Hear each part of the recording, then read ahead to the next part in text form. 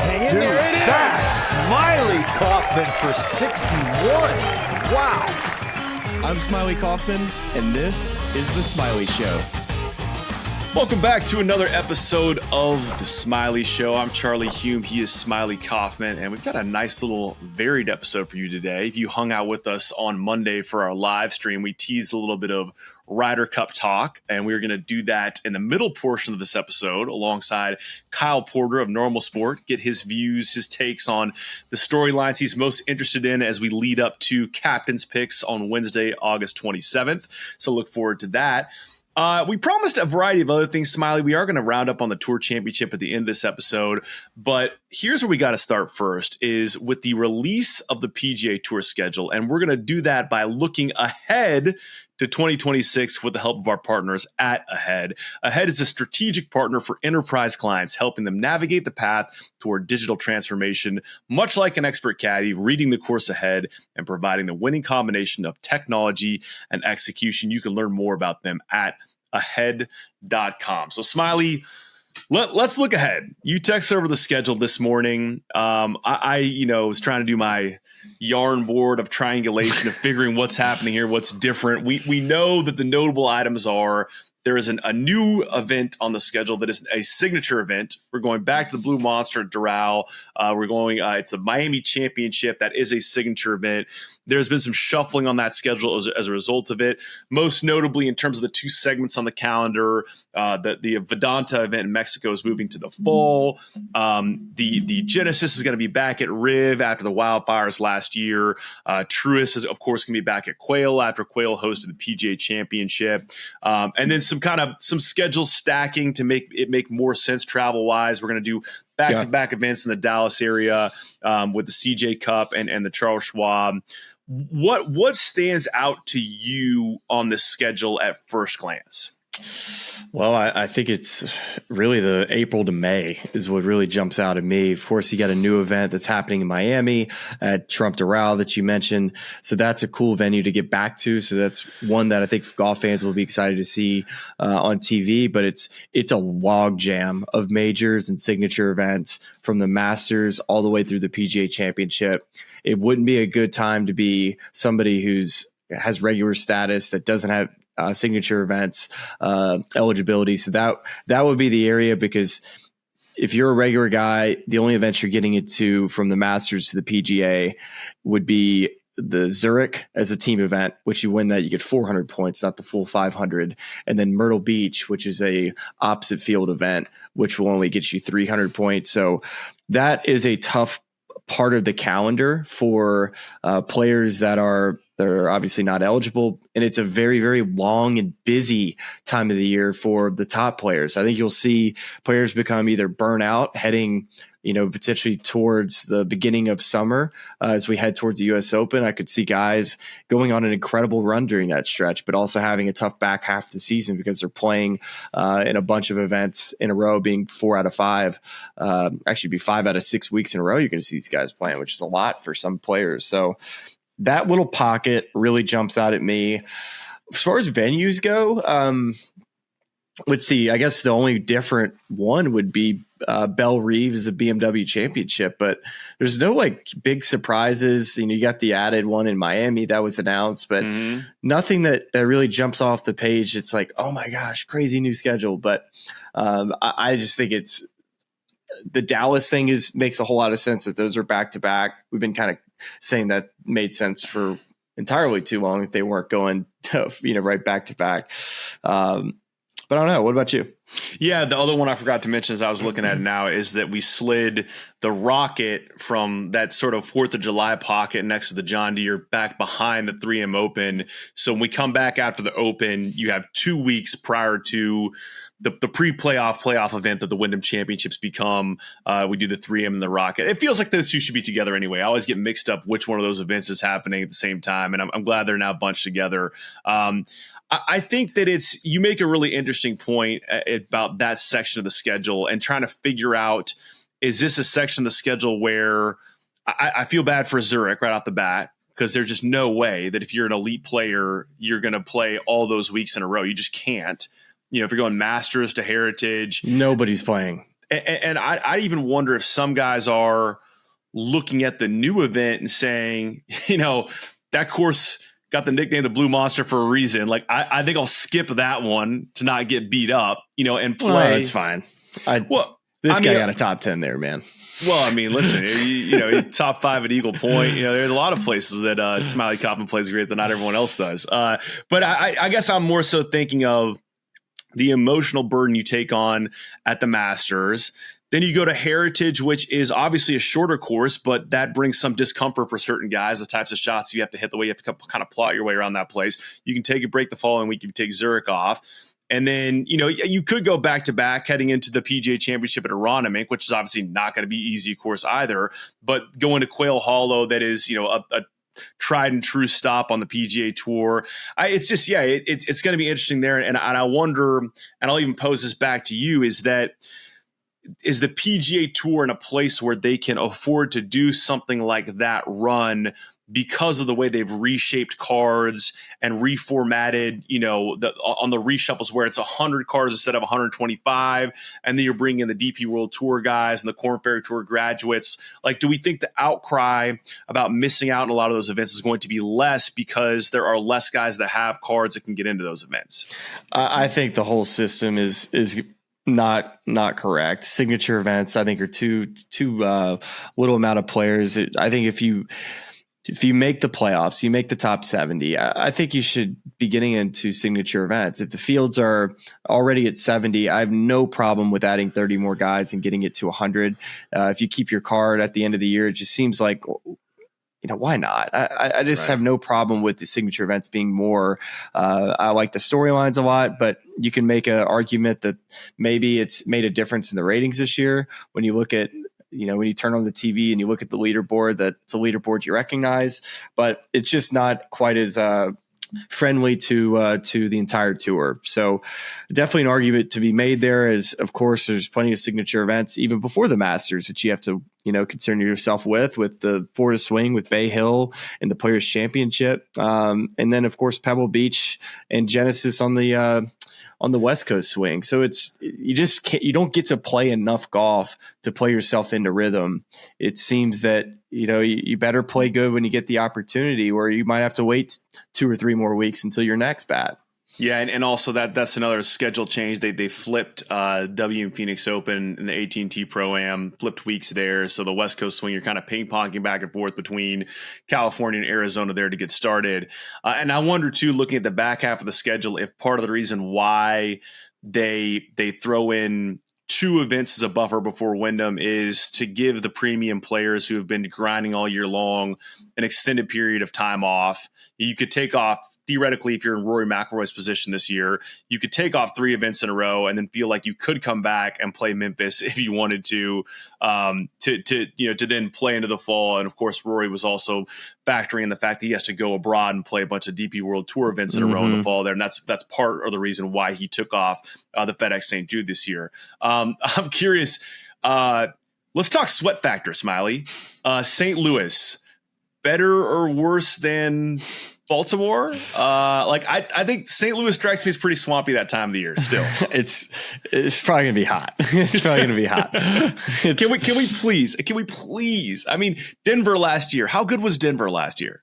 Denver was even warm last year, but there just has to be a better way to schedule August from a golf sense. Like, there has to be a better way. This is when the playoffs are going to have to be. And so don't do it in these places. I don't know. We're not going to argue that. The thing that I think that I just to clean up the schedule talk is that it just feels to me that the regular players are just up against it, man. I just look at the schedule, and you really, if you don't play good at the beginning of the year, kind of in that Florida Texas swing, you're just hanging on for dear life in the middle of the year. Then finally it's like, all right, Byron Nelson's here in the May. And then all of a sudden the majors start kind of popping up again, to where then it's all of a sudden it's John Deere. And here before we know it, you're at 170th in FedEx Cup, and you need a good 4-week run before the end of the year. And especially to get top 70. It just seems really, really difficult. Yeah, and I have to look at the specifics because obviously they staged out for the Aon, the next 10, the Swing 5, and the way that you basically the way it's worked the past few years is you're playing a couple of events between the signature events to get into a series of signature events following, and so whoever plays good. Yeah. On that Valspar, Houston Open, Texas Open stretch is set themselves up pretty because I'd assume that they get into RBC, Miami, and Truist. Would you be under the same impression? That's a great question. That's one we'll have to definitely figure out.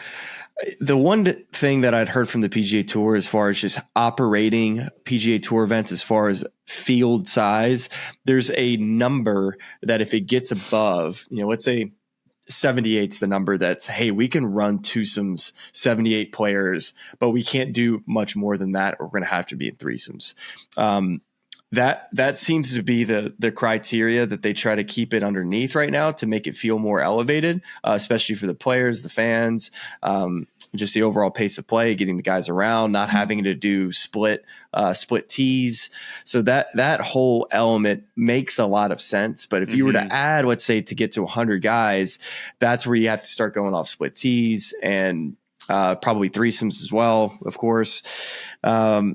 So that would be the only thing that I would want to include in this is like, why don't we just make signature fields bigger? It's well, you take away some of the other logistical aspects of how they run PGA Tour events to takes, just the overall aesthetic and the heightenedness of the event that kind of gets deterred a little bit. Right. And I think you've said this too, as well as it's also very timely as NBC rolled out a pace of play clock this last week, which, by the way, I absolutely love that.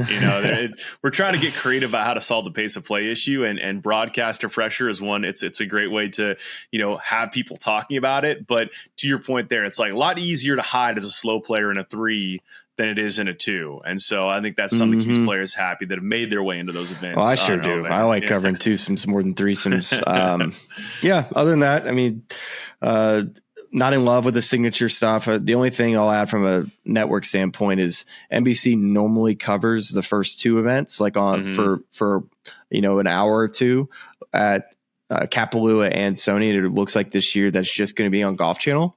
So the first 3 weeks of the year, no NBC coverage, just Golf Channel. So not that it changes anything. You just don't have to change the channel. That's which is honestly nice in this day and age. CBS has the playoffs this year. Obviously, there's been some flip back and forth there. I mean, you're a golf and play. You probably can't comment on it, but we're getting a big rebrand, a Versant rebrand of golf. We saw the MSNBC is now MS Now. This is all nerdy media type stuff, but I'm excited to see the new logo roll out. I texted my agent and I was like, so do I need to just give my shirts away now? Are we gonna have new logos? Like, yeah, you are. Like, yeah. We gotta look out for Birmingham Goodwill. There's a box coming in hot very soon. So well, that's the schedule. Maybe we'll try to throw that up as a graphic to get people to look at that, or put a link in the bio so you can kind of dig in deeper on the full rollout compared to this year's schedule. Smylie, shall we get over to this conversation now with Kyle Porter to get into some Ryder Cup stuff? Looking forward to it. Yeah, Kyle's the best. He's a great follow on Twitter. Make sure you go check out his newsletter, Normal Sport. Always an in-depth conversation, and with Kyle, he's really, really, really good at what he does. All right, we'll enjoy this conversation with Kyle Porter, deep diving on the Ryder Cup. Here it is. All right, we are joined now, really rejoined, by a friend of the show, Kyle Porter of Normal Sport. You can check out all of his work at normalsport.com. Really cool, in-depth, unique views on the game of golf, and lots of cool perks, subscriber perks there too. So go check out Kyle's work there, normalsport.com. And Kyle, we are approaching Ryder Cup captain's picks. We have the Tour Championship, of course, and then the following week we are going to find out who is going to make each of these teams. Maybe stuff you've already written, stuff you're thinking about writing. What are the major storylines you're paying attention to and excited to see unfold as we lead towards the finalization of both of these teams? Yeah, I think that they're mostly on the American side. I think the European side is pretty drama-free. We can joke about how they've turned into a little bit of a boys' club without the consideration. The lads' club, you should say. The lads' club, the blokes' club,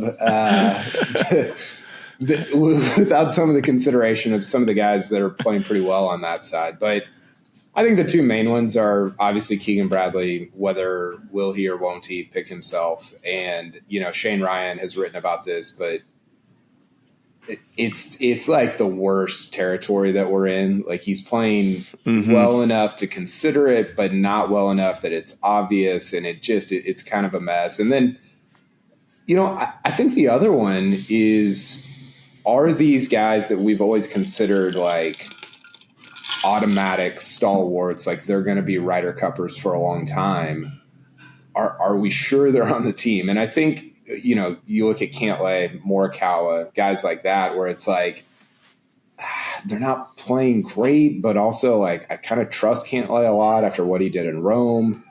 Morikawa's a 2-time major champion. Are you really going to leave him? I think those are kind of the two storylines that I see going into this last, whatever it is, 10 days before the captain's picks are made. Well, Kyle, it's easy for us to have kind of emotional feelings about, either on one side or the other, where you think Keegan should play or not. Of course, the challenges of being a Ryder Cup captain. We heard Rory McIlroy kind of speak to it last week in the press conference, asking, "Hey, do you think it's possible to do?" He immediately said no. He was kind of approached saying, "Yeah, I've been asked to do it. I don't think you can do it." But why don't we just kind of try to put into numbers Keegan Bradley? So if we take him out of the box of the emotional side of it, whether we think he should be on the team or not, from a numbers standpoint, you tweeted out the other day talking about just the 5 American players that have been playing really well from a statistical standpoint, not only over the last 3 months, the last 6 months, but really over the last year. Keegan Bradley's been on that list. I mean, can you just talk a little bit about just his overall data and what he might be able to provide for the American team if he were to play? Yeah, I think the two things that I look at are, one, he's been, like you said, you look at the last 3, 6, 12, and 24 months, he's one of only, I think, 4 or 5 guys that have been in the top 12 in terms of strokes gained. So there's just a consistency there that there's not with take a Maverick McNeely, who I really like and hope is on future teams. He might even be on this team, but there's a consistency with Keegan that gets me excited. There's also like a passion. Smylie, I think if he wasn't the captain, I would be the first advocate for Keegan Bradley being on this team, because you and me both. He really, the U.S. has at times lacked a sort of straw that stirs the drink, for lack of a better term. And I think he is that in the same way, like JT has been that, obviously, over the years. I've advocated for JT even when he was playing bad, because especially on the road, you need somebody that brings some juice and brings something to the table. And Keegan is that. That's who he is as a player. And so I feel I said this on the No Line Up thing the other day. I feel bad for him because he's in a really bad spot where it's man, as a competitor, I want for you to be able to be on the team. And I also feel for you that there's not a great decision for you there.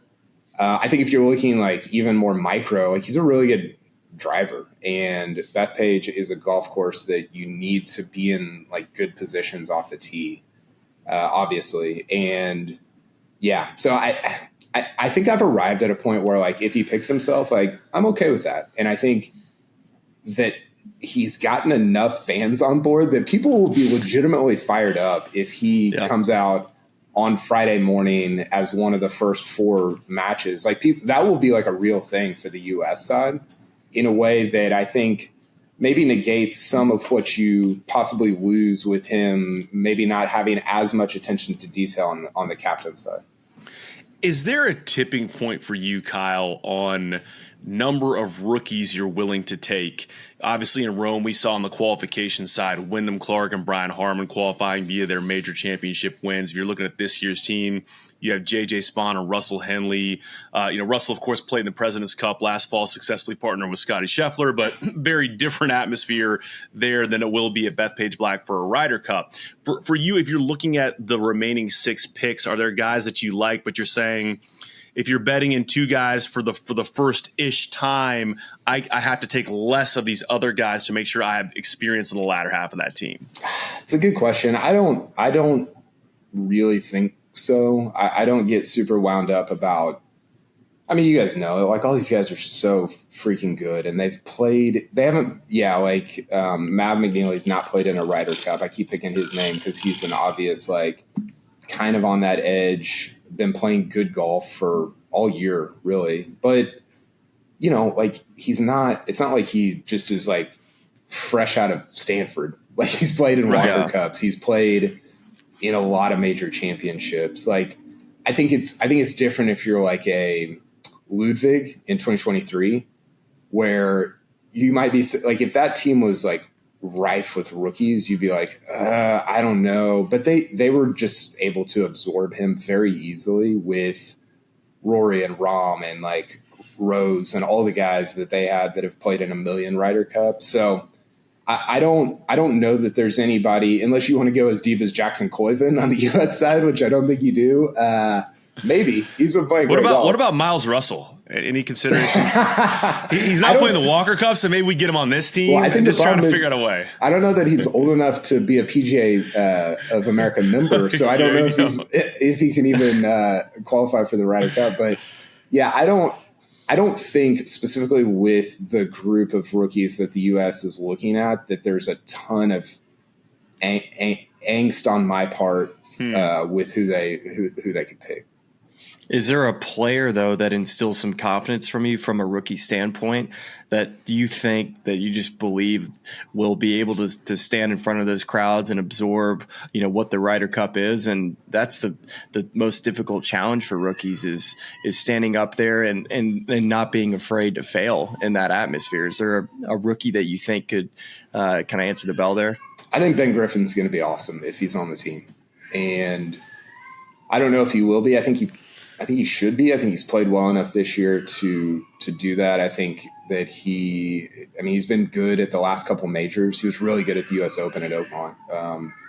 Hit the ball really well. I don't know if you guys listened. He had an interview recently with Smylie on the No Line Up podcast that he's such an interesting guy in that he's very humble, but he's also like very like borderline cocky. And it's a hard line to walk, and it's kind of what you want as a pro, where you don't, like if you're too meek or humble, like you just get run over out there, right? But if you're overconfident, over cocky, then that can be tough as well. And he's just a really good mixture of those two things, and I think he's going to step up if he's on the team. I think he steps up to the first tee and it's just like, hey, I deserve to be here. I'm the man here. And he goes out and has a really good Ryder Cup. Now, maybe he doesn't end up on the team. Maybe they go Keegan and Morikawa instead of, say, Griffin and Burns or whatever. I don't know what it comes down to with those last two or three choices there. But he's a guy that if I'm picking just from, a decent distance away, not being super close to it, that I want out there on the first tee.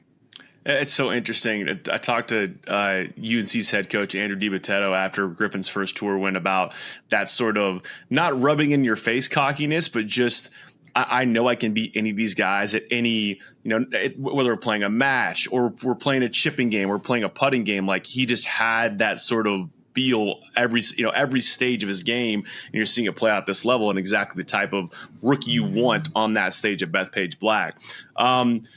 Let's kind of start moving into, let's make some predictions here, or maybe less predictions, but I'd like to hear, because Smylie drafted up a team as well. Love to hear you maybe you and Smylie go back and forth on, if you're making the decision now and your 6 captains picks, what does your team look like right now, Kyle? Yeah. So, let's talk about this. 6, is there 5 or 6 that are already in? 6 that are qualified are Scotty Scheffler, Bryson DeChambeau, Russell Henley, Xander Schauffele, JJ Spawn, Harris English. Those are your 6 that are on the team. Okay. So I'll just go down those. I've got, obviously those 6 will be there. My 6 as of right now, and again, I've arrived at a place, I think that people look at these two teams on paper and they're like, Europe is going to win like 20-8. And I get that. Like Europe has some very sexy names, like Ludwig, Hovland, Fitzpatrick is a major champion.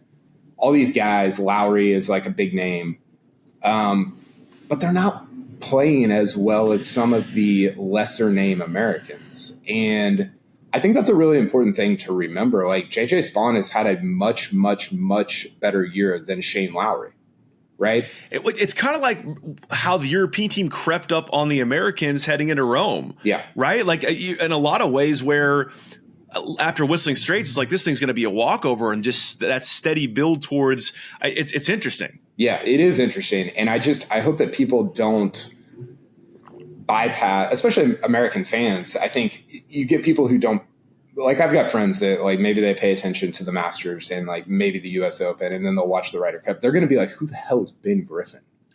Right. Yeah. And you're like, dude, he's like the third best player over the last 4 months. Like, he's really good. And so I don't, you've heard some of that sentiment, and I just push back on it constantly of like, yo, Patrick Cantlay like sucks right now. He'd be like the 5th best European over the last 6. Like he's like, his major record is not good, but his level of like sucking, like the floor of that is really high. And the suck floor is it's so we need to get that on a data golf graphic. Like it's so high. So anyway, I say all that to caveat these 6 guys. I've got JT, obviously. I mean, if you're taking him in Rome, then you're taking him here. Ben Griffin, Sam Burns, Patrick Cantlay, Cam Young, who's coming on really strong. And as my last one, I've got Mav McNeely. Now, I think if you want to put in Keegan or Morikawa as 2 guys and take 2 of those out, whether it's Burns and McNeely, or those are probably the 2 that I would take out. I still think that's a really good U.S. team, and I don't have many concerns about how well they're going to play. But if I was picking, Keegan's out for me because of the captaincy, only because of the captaincy. He would be in if he wasn't the captain. The Morikawa thing is a real struggle for me because I think that he's a better golfer than Mav McNeely. Like, just straight up, who's better at golf? I think it's Morikawa. But he hasn't played that well this year. He only has 1 top 10, I believe, since the Masters, maybe since the Players.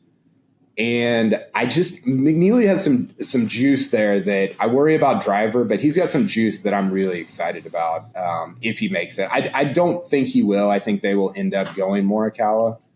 But if I was picking, those would be my 12 as of right now. So when you look at the depth between these 2 teams, I think it's easy to think that the European side has more depth, but I agree with you that I think 1 to 12, the American team, I think has played better this year. Maybe not at the beginning of the year, you could have said that, but throughout the season on how it's gone on, the Americans have really picked up steam.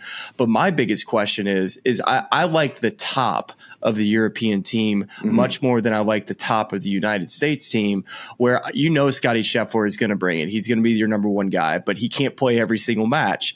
And so the fact that the European side can have Victor Hovland, John Rahm, Rory McIlroy, all these guys split up, and the Americans have got to find either new partnerships or they got to have players that they can ride that are going to be the 2, 3, 4 horse that can go out and give you 4 out of 5 matches or maybe even play all the matches.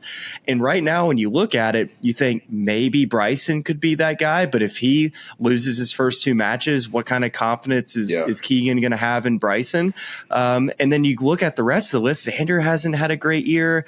JT's been not necessarily in form. He's a guy that would normally play 5 matches. I'm curious, Kyle, what's your thoughts on who you think might be able to step up, or who do you think the American side would look to kind of be that 2, 3, 4? Yeah, it's a great point. It's a really good point because I think you're right. Like, from the Euro side, you can just bank on Rory and Rahm and the guys that they have at the top there. Fleetwood's been, I think he's going to be awesome. Yeah. He won't. He'll go 5-0 and then not win on the PGA Tour, which is infuriating. What does he play in the Zurich? Because he should if he doesn't. It feels like he's a missed opportunity there for sure. I think Bryson is your guy there. I think Bryson's a huge X factor. I really do. He wasn't in Rome too. He was amazing at Whistling Straits. He's just like, I've been calling him like the great exhibitionist because like he is just like he lives for just ridiculous stuff like this. And at Whistling Straits, like he was like the crowd favorite in a lot. And that was at a time where he was not super popular, but he got everybody on his side, and it was awesome to watch. Like, I think he has an opportunity to go like 3-0-1 or something, and that would be massive for the U.S. side. I think the other thing, Smylie, and I said this during Whistling Straits, is the point of having depth is to feel out who's like feeling it that week, is to figure out early, like, hey, Harris English and I don't know, Xander are like feeling it, like ride them as long as you can. The point is not to spread out everybody evenly so that everybody like plays 3 matches. The point is to figure out who's locked in, like DJ and Morikawa at Whistling Straits, and to ride them as long as you can. And that's where I think that's where a captain really comes into play of like, hey, these are what we think our strategic matchups are. These guys were awesome in the first match or the first foursomes or whatever. Let's ride them.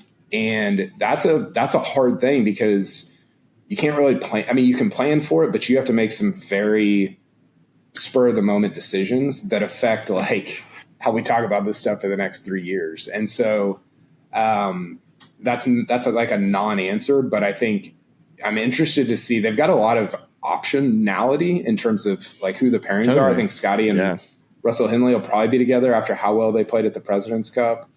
But then after that, I don't know that there's anybody that's set in stone. Maybe Xander and Cantlay. I'm not sure there. Maybe.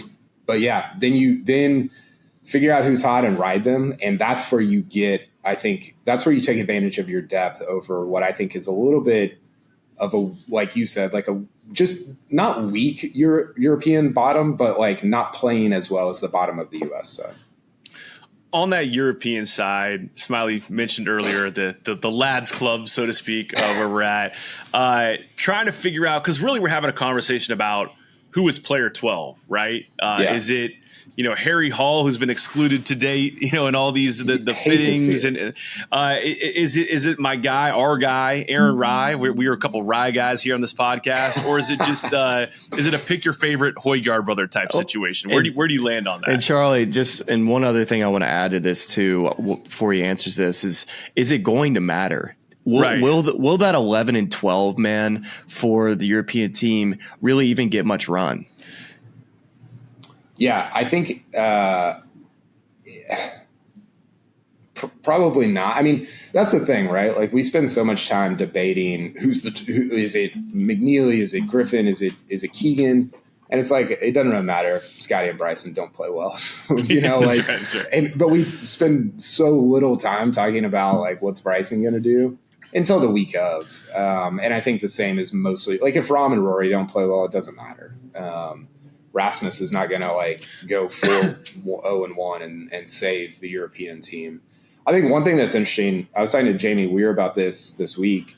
If Rasmus finishes, I think it's like top 30 at the British Masters this week on the European Tour or DP, whatever it's called. I think he automatically qualifies. Oh, wow. Which is leap into that last spot. Not something that I realized, and not something I think that anybody saw. And he almost won last week, he did. Or he did. Yeah, he lost to Marco Page, who's also, or if that's how you pronounce his last name. How are we saying his last name? Do you have a pronouncer there for us, Kyle? Page. I just call him a great driver of the ball. That's it. That's easy. So. I do think it might get taken out of their hands a little bit. And the Harry Hall stuff is fun to talk about. And it's like, I'd like to wind the Euros up on Twitter and like say, talk about a boys club. But I don't know that his skill set is like what you need at Bethpage. It's awesome that he finished top 30 on the PGA Tour. Like, he's had a really underrated year. If you look at most underrated years on the PGA Tour, it's probably him, Jacob Bridgman, guy like if my dad watches the Tour Championship, he's going to be like, "Who's Jacob Bridgman? Who's Harry Hall?" Right? I just don't know that it. And I think the Euros care a lot more about how your skill set fits in, how you play with it, so and so in the matchup, in the foursome matchup, in the 4-ball matchup. Yeah. And I just don't know that his skill set matches very well. So what about I think putting is so important. he's one of the best putters in the world, Harry Hall. That would be my only ways that maybe they see him as a really good fit on this golf course as a, as a foursome player. He's just a utility man that it's like, all right, well, all the par threes are X, and, somehow you're able to just make him be somebody who's just fits perfectly with a really good ball striker. Whoever they pick, I'm sure will go 3-0-0. So sure, beat Scheffler a couple times. Can you imagine if Bryson and Harry Hall both wear the hat and go against each other in singles? Can we talk a little bit, because I love that was one idea that I had would be perfect. Bryson breaks it back out. I also think we need, if Keegan plays, we need a Keegan Tommy rematch, and then I think we now need JJ Rose rematch. I want part 2 of all those boxing matches. It'd be amazing. One of my favorite moments from, I think it was Medina, when Keegan and Phil were playing together, was when Keegan had Pepsi as his caddy. Yes. And yes. I don't know if you guys remember this, but there was a moment, one of them made a birdie, and Pepsi waved the flag stick around and it just looked insane, bizarre. But the whole thing was so perfectly the Ryder Cup, and I don't know. It's been easy. It's very easy to sit here on a computer with a webcam and say oh, Keegan shouldn't pick himself because of these 7 reasons. And yet, when you take into account just the human element and the emotion of a Ryder Cup, it's gosh, if I was the captain, it would be so hard not to pick myself and not to want to go out and win a Ryder Cup as a player captain. Can you imagine what that does for your career? That's an incredible opportunity, and it'd just be hard not to do that. Do you think there's more pressure, Kyle, on the Americans and the European side to win this? I think the Americans, it seems like there's just the European side. They talked a lot right after the debate. A lot and too much. And I think those American dudes aren't going to forget about that. I'm sure the highlight reels are going to be plentiful for these guys to be motivated. But it seems this is the one goal that these guys have is win majors and then win away Ryder Cups. That is kind of the benchmark that these players are trying to hit now. I think there's more opportunity for the Europeans, right? Because I think that, you look at somebody like Rory and it's man, Grand Slam winner, potentially wins 2 away Ryder Cups. He'll eventually captain a Ryder Cup. There's some real opportunity there. But I think there's just so much pressure on the home Ryder Cup team to not – because I think one of the narratives has been you win at home, and if you take a shot on the road and get close, that's really impressive just because of the way that course setups have gone toward the home team recently. So I do think – I don't know if that pressure is on the players, though. I almost feel like it's more on the team leaders, the vice captains, the captain of hey, don't – below this, especially as a betting favorite at home with the best player in the world. That just feels I think that's a lot of pressure. What do you set the line for the Ryder Cup? If you're a betting operator, I don't know what it is now, but what would the Kyle Porter line be? I guess you need to wait to see the teams come out, but as of now, how would you set it? Even after 10 years of being in this, I still don't know how lines actually work in terms of the percentages. I know how lines work. I don't know what the percentages are, but I would say it would be 60-40 US. I would say the whatever that comes out to in terms of the line, I think the US should be favored at a 60-40 percentage. Why do you get to 60? I think there's many reasons why people would say that would be closer to 50-50 just with the strength of the European side. Do you think there is a home field advantage or home course advantage that brings it over the top? I think it's home course advantage. I think that, again, people love to yell about strokes gained on Twitter, and I think that strokes gained can be a really good predictor, right, of how these guys are going to hold up. I think that strokes gained can be a really bad sort of thing to look at in the short term. Like if you look at one tournament, it's like, there's a lot of noise in there. Like you might have hit one ball out of bounds, or you might have, I don't know. There's a bunch of things that can happen across 1 week or even a month. But it gets harder as you get 6 months out for there to be noise in strokes gained. And you just look at like the last 6 months of how both these teams have played, and the U.S. has just been better across the board. Now, does that translate to match play? No. Does that mean the U.S. is going to win? No. But I do think going in, you've got the better players. And when you've had the better players at home, historically, over the last 20 years, like you've won home Ryder Cups. They had a freak anomaly at Medina that they should have won like 6 different ways, and they didn't. And that happens. But I think those two reasons are kind of what I look at when I think the U.S. should be the favorite here. Hey, Charlie, so Morikawa is not making Kyle Porter's team. Is Morikawa and Cantlay making your team? For me, I and that was actually something I was going to ask Kyle, but I mean, I feel like Morikawa would be a yes for me. Cantlay is an interesting one because I think it connects to what you feel like is best for a Xander Schauffele who is not in the Xander Schauffele form we're accustomed to seeing, or at least pre-injury Xander Schauffele. It's like, do you support a guy with a familiar partner and Patrick Cantlay? But if Cantlay is also not playing his best golf, is that just a pair you're setting up to fail, right? Like, is there a better partner we can find for Xander who's playing a little bit better than Cantlay is right now? So I'd probably be a yes on Morikawa and a no on Cantlay. So who are your other? Who are your 6? Like your other 5, including Morikawa? I knew you were going to ask me this. And I'd pulled up the Data Golf chances of winning the Ryder Cup to compare to your percentages. Which, by the way, I don't understand how this makes sense. It says they're currently predicting the Europeans a 39.3% chance to win the Ryder Cup, and the Americans a 52.7% chance. So I feel like there's like 7% to 8%. Or yeah, that would have to be that. So, I mean, I'd say past the ones that qualified, I'd say JT's on my team, Colin's on my team, Ben Griffin. I think Cam Young. Yep. So let's see. I got 1, Two 2, more. 3. So I need 2 more.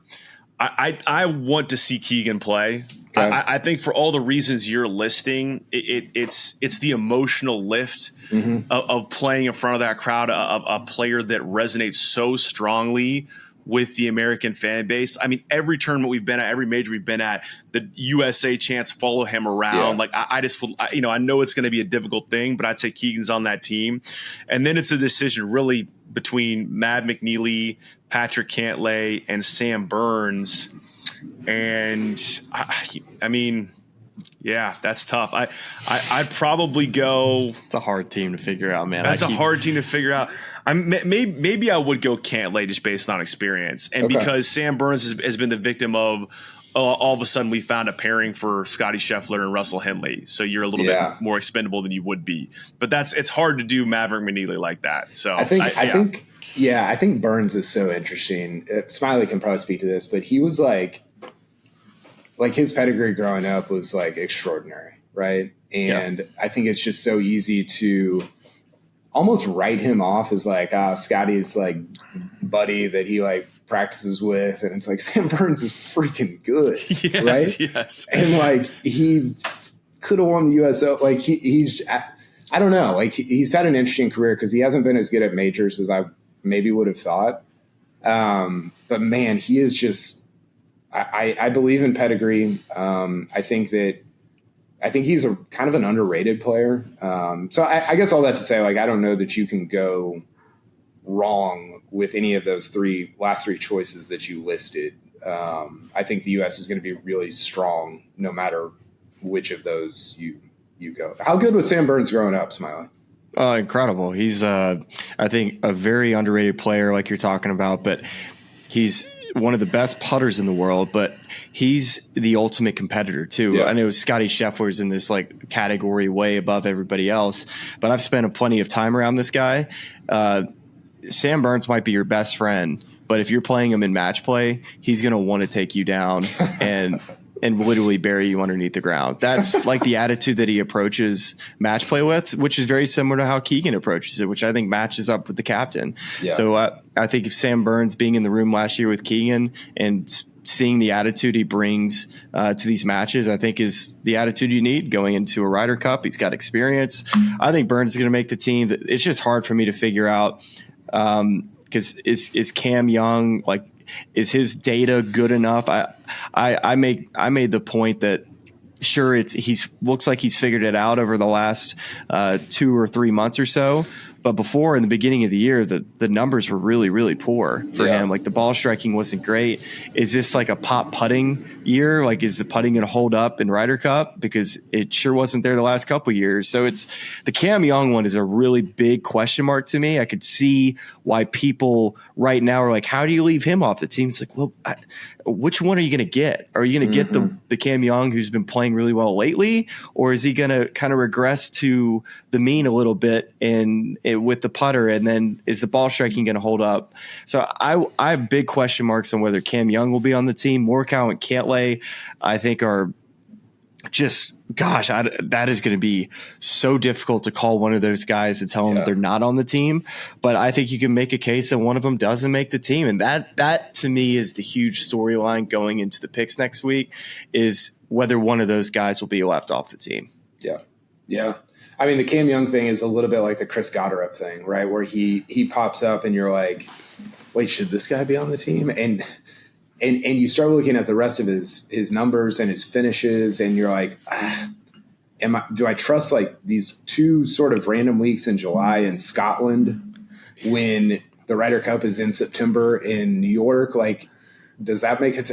It's really, I think one of the hardest things about being the captain is like, what are my criteria for making the team? Do I care about the last 6 months? Do I care about the last 3 months? Do I care about consistency? Do I care about whether you had like high highs and I don't really care about the low lows? Like, that criteria, I think, is what, one, makes all of this so interesting to talk about, because everybody has different criteria and all of it is valid. And 2, what makes the captaincy in a lot of ways so difficult, because you can justify anything. You could justify picking Chris Goddard. I probably wouldn't do it. But it just is. That's a very, very hard thing. And I'm sure we'll criticize all of it for a long time. Well, and plus the young Goddard angle too had the added PR campaign of like, do you want to take a New York and or a Jersey guy to play a New York Ryder Cup? Like, the crowd juice there is going to be off the charts. They would love. They would kill for him. Chris Goddard like making a big putt, like popping the chain to the Bethpage crowd. Are you kidding me? There's some of these guys I just want to pick them because I want the visual, I want the memory, even if it's hard to take them based on a resume. Okay, Kyle, I'm with you on Ben Griffin. That's the rookie I have the most confidence in coming into this Ryder Cup, and we're going to have to see how these teams shape up. We might have to have a rekindle and regroup here. And once these teams come out, then we can really make some better judgment calls on who the favorite should be. But I'm interested to see when they come out next week. And Kyle, I know you are too. And so if you want to go check out more from Kyle Porter, make sure to go check out his newsletter, Normal Sport. Kyle, thanks for coming on today, buddy. And we're going to definitely be watching. Yeah, guys, anytime. Always happy to talk about this. And stay cool in Atlanta this week, Smylie. Oh, thank you, buddy. I got no more sweat to give, but we'll do our best. Thanks, bud. That was a great conversation with Kyle Porter, and hoping to link back up with him to break it down once we see some picks made. There's so many different directions Keegan can go, and just always fun to unpack that stuff. And we're excited to be there at Bethpage about a month plus from now. So let's dig in, Smylie, to some Tour Championship talking points here. And there are a lot of different ways we could come at this, but you just texted over something I love. It's because I've been clamoring for a bracketed match play setup to the Tour Championship. And Jamie Kennedy did just that on social media. I'm sharing a little image of this now. He cut it down to 24 players and created a little bracket here. And I love this. I mean, it's basically he's given buys to the top 8 players. So, 9 through 16 play a first round of matches. And then it's all pre-seeded the way he has it. It doesn't get reseeded after each round, but then those guys go into matches. So, for example, Scotty Scheffler, the 1 seed at the top of the board, plays the winner of 16 seed Corey Connors and 17 seed Colin Morikawa. And then you just kind of work your way down and around from there. What do you think, Smylie? I like this a lot.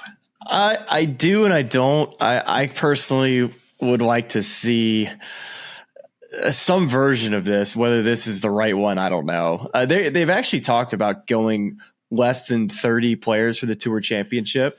That's been something that's been rumored a little bit. So if 24 was the number and you went to something like this, I'd be definitely intrigued and interested in it. I would be probably down for something that maybe secured the top 16 guys a little bit tighter than this, maybe a double bye or even like rewarded Scotty even more for his good play this year, getting him advanced to like a double bye situation. I'd be fine for that. If maybe the top 2 or 3 or 4 players got even more of an advantage, but you still got to go win the match. And that's the thing about match play is that, we've seen it in other sports. You can ride a hot hand, and it's not easy to come out right off the get-go when a guy's played the course, once or twice in tournament situations. Sometimes it takes a minute to play yourself or play your way into a golf tournament. That's what, that would be my thing is that I don't know. Everyone's going to be different, and you're playing, a lot of golf in a hot and muggy Atlanta setting. But I feel like you kind of want to play your way into form a little bit. If you get a guy who goes out and depending on how you stage it, if they're playing 36 a day or whatever, but if a guy goes out in the morning and boat races his competitor, if it's 17 seed Morikawa and he beats Corey Connors 5-4, and now Scotty's teeing up on the first tee with them, I don't love the buy so much anymore. Okay, so are we cool with match play if it gives you wacky finals and wacky semifinals? Because it's going to be wacky anyway. Like when we fast forward to the end of this week and Jacob Bridgman is lifting the FedEx Cup trophy, like we're going to say, how is this any different from, a match play scenario? And that's why my proposal's been very wacky, but it's just take something that has precedent in American sports, take 32 guys, increase the field by 2, and just do a March Madness style. Instead of 64 teams, you're just on to the second round and you're doing 32 and you're match playing them all the way in. And then the guys that lose are playing my little made for TV mic'd up money matches outside of that. And you want that so bad because it's like, let's try some unique stuff. Let's try, like, if we're really going to talk about product and made for TV, and we're also worried about corporate sponsors and what are we doing for people in hospitality?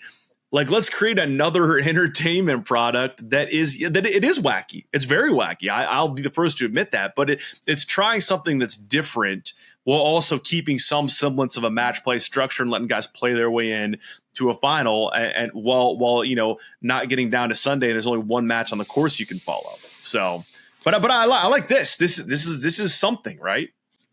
It's something definitely interesting. Let's say the Tour Championship leaderboard is really enticing down the stretch, and maybe that's what you don't want to happen this week. I would love for it to happen because I'm obviously covering the event with NBC, and I want the best for us. So I hope that the leaderboard's great, but if it isn't great, that will be the big conversation. So that will follow the Tour Championship. Is this the right system moving forward? And I would hate to be blinded though by a really, really good golf tournament that had like a perfect leaderboard, and it almost feels like you can't top how good it was. To think that is going to happen every single time, that would be the one thing I'd be concerned about, wouldn't you? Yeah, well, exactly. I mean, I think that it papers over the cracks a little bit, Yeah. And I think we just talked in this last episode how this year's been really great for televised golf. We've had a lot of really cool and good storylines, and the tour should, of course, we have to also commend them in those scenarios for putting together compelling events, and but there's an element of, once these guys put a tee in the ground on Thursday, you can't really do anything else to control it from that point on. Right. So they've been the beneficiaries of just things breaking the right sort of way. So I think for me, there's no, my hope and my trust in the people who are very smart, who are in charge of this tour, people who are incoming like Brian Rolap, is that they've reset it on purpose because it's going to be an interim thing, right? They're trying to see what they like and don't like, and then present a more cohesive plan that rewards regular season excellence in an appropriate way, and that stages the playoffs in a way that's unique, but also creates entertainment value, and probably also creates a product that's more sellable for TV dollars, that they can tell the players, hey, I know you don't like the format, but it's getting money back into your pocket for creating something that's unique, and sell them on it that way. That would be my hope. Yeah, definitely so. And I think our one and done season is coming to a close as well, that we need to get picks out for. You won. Yeah. I mean, this is like the fake week of picks, because there's no real, I think you're a player. You had Siwoo last week and I had Xander Schauffele. So you took it home. Who do you want? I have two names on my mind who I like to see win or think could play well this week for storyline purposes. Who do you like this week that's not named Scotty Scheffler? Well, I'm going to stick with my one and done guys that I haven't used yet, because I've been saving them, because I thought that's what we were doing. So here I am at the end of the year, finally going to buy stock and say that this guy is not underrated. He's going to have a great week. Give me JJ Spawn. It's just, we're waiting to the end of the year to finally yep, it's time to take JJ. So let's take JJ Spawn. Okay. I love that. In his first year, never playing East Lake, should go great. Yeah, that's totally fine. It's gonna be fantastic. I would love to see JJ win this week, and I'm glad you're finally in on JJ. We made the pick. I actually used JJ the Valero earlier this year. He didn't play Valero. Let me see. You picked him in Houston. That's what I did, which I hated. Yeah, and I told you that was a bad pick. Yeah, and then you was a terrible course for him. Yeah, well. That was an earlier version of me. I love JJ at Valero, though. Yeah, well, he's won there before. I'm just like I love Hatton at Bay Hill. I'm looking back at that stretch in the schedule. I was so lost. That was my third miscut in a row. I'd gone Michael Kim miscut of Players, Jake Knapp miscut Valspar, and JJ Spawn miscut Houston, and that was rock bottom. I think the next week I came on the live and gave out recipes. That's right. And people were like, "What is this guy doing?" Like, what?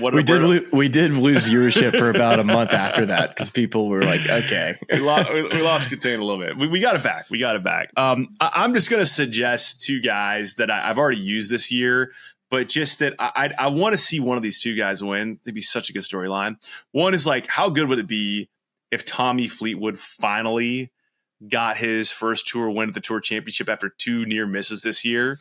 I love that one. And the other one would be Colin Morikawa Revenge Tour. All the noise and the chatter. He shouldn't make the team. We don't think, he's not using a glove on long irons. He's used 5 different caddies. He's putter tinkering.